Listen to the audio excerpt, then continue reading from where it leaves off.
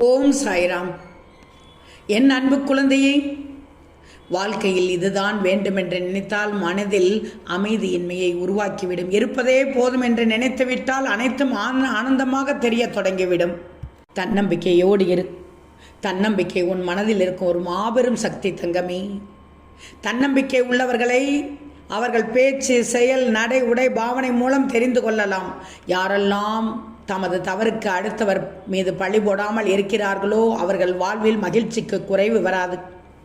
துரோகங்களை ஒவ்வொரு முறையும் எதிர்கொள்ளும் தருணங்களால் பேச்சின் வீச்சு குறைந்து மனம் ஆழ்கடலில் நிலவும் அமைதி ஞான நிலைக்கு செல்கிறது.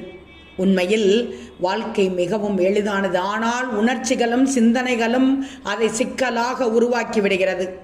உனது கைபேசி உலகத்தையே உள்ளங்கையில் காட்டுகிறது. ஆனால் உலகத்தை விட்டு உன்னை தனியே பிரித்து விடுகிறது. ஞாபகம் வச்சுக்கோ, யோசிச்சுப்பார். நீதான் பெரியவன். ஜெயிப்பதுதான் வாழ்க்கை என்றால் மரணத்திடம் தோற்பது ஏன்?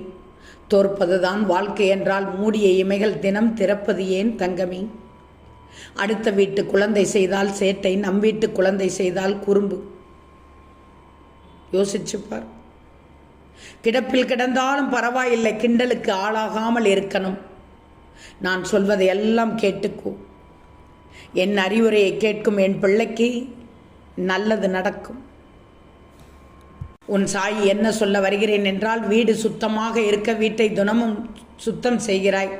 வாழ்க்கை சிறப்பாக இருக்க உன் உள்ளத்தையும் சுத்தமாக வச்சுக்கோ. வெற்றியின் போது கண்ணீர் ஆனந்தம் என்றால் தோல்வியின் போது புன்னகையும் ஆனந்தமாக இருக்கட்டும். ஓம் சாய்ராம்.